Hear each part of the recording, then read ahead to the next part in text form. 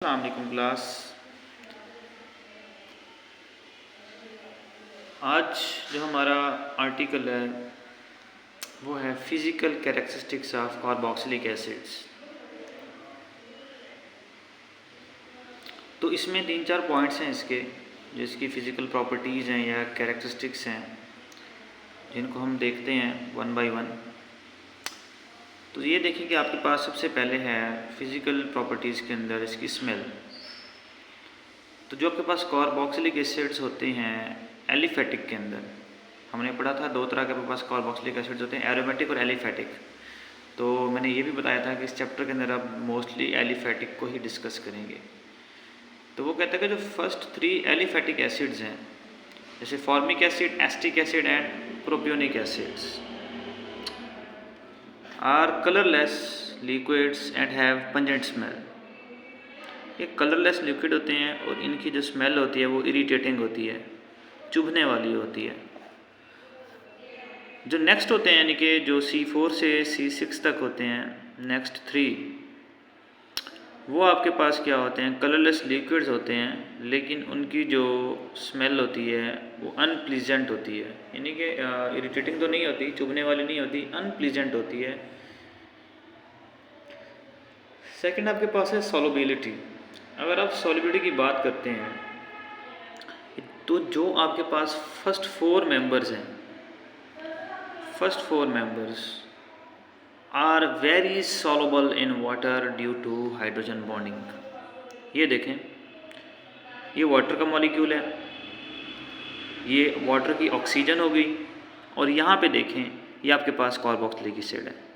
समझ रहे हैं, ये आपके पास कार्बोक्सिलिक एसिड है।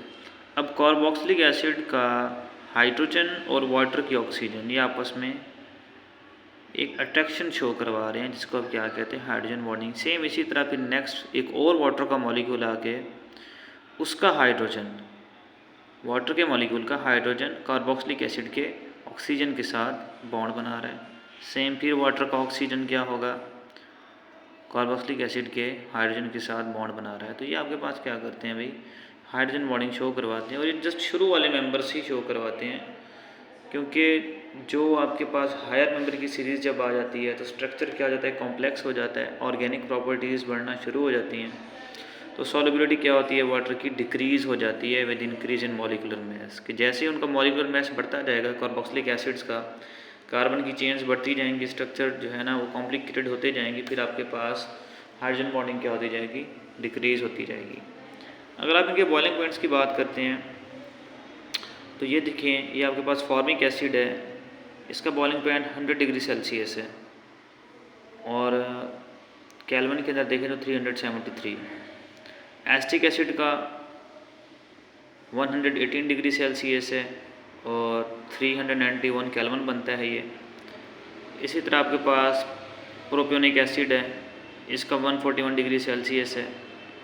तो ये आपके पास क्या है, इनके बॉइलिंग पॉइंट्स हैं, और ये आप लोग याद कर लें, क्योंकि ये फिर MCQs में वो पूछ सकता है।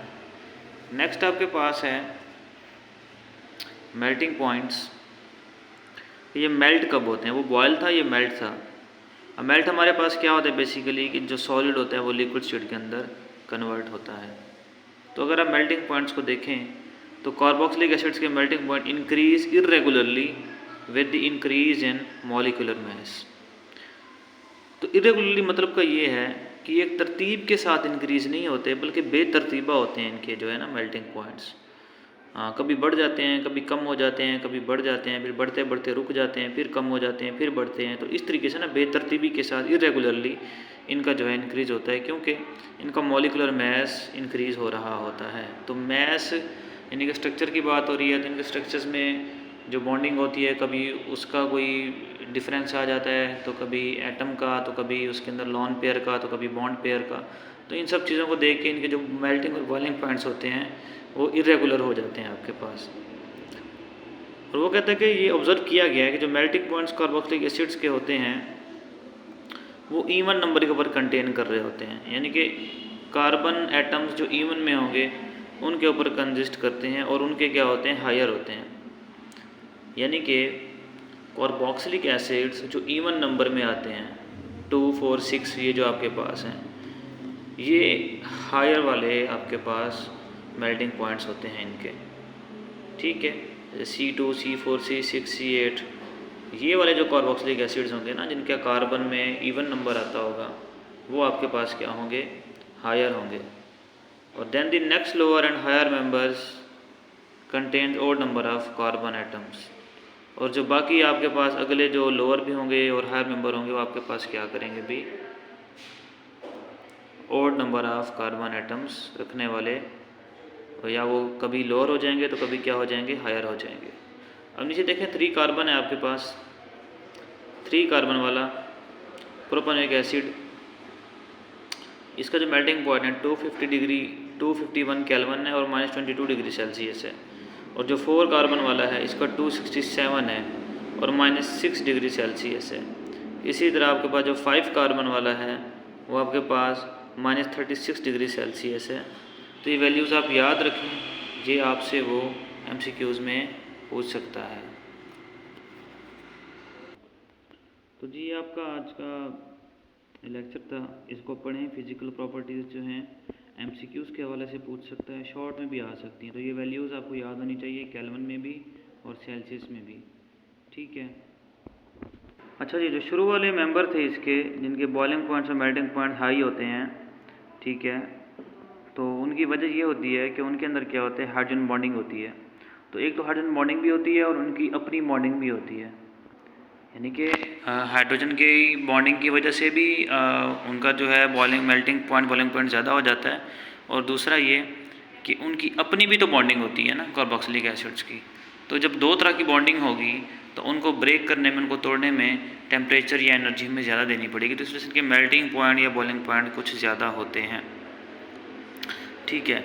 अब यहाँ पे देखें आप, कार्बोक्सिलिक एसिड्स को जब नॉन पोलर सॉल्वेंट के अंदर डिज़ोल्व करवाया गया, जैसे कि बेंजीन है हमारे पास, नॉन पोलर सॉल्वेंट है, तो उसमें ये देखा गया कि जो कार्बोक्सिलिक एसिड है वो एक साइक्लिक डिमर की सूरत में मौजूद है।